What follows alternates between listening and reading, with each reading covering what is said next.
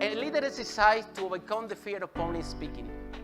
And this is a system that I developed that the name is the 3P.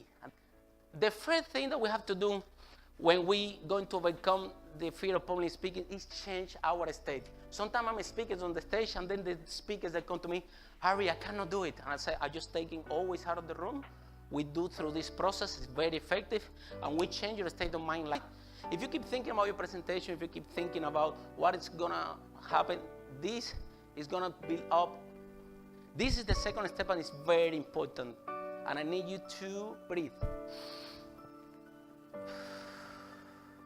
Now, breathing is gonna calm you down, and it's very important that you remember what you have to say. And most of the time when people go blank to the stage is because the lack of breathing, and the oxygen doesn't go to your brain, and that's why you forget the content. So the only thing that's going to relax you and bring you back is breathing. So step number one, you change your state. Step number two, breathe and be present. Be present to the audience. Remember, the audience doesn't know. The audience doesn't know. The only person that knows which content is coming and how it should be is you. So if you manage yourself to change your state and to breathe and calm yourself and be present to the audience, that's what they're here for.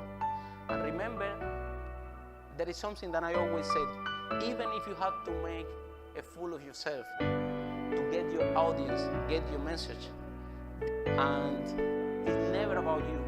It's all about the audience. It's how can you develop an experience for the audience so they can learn the most.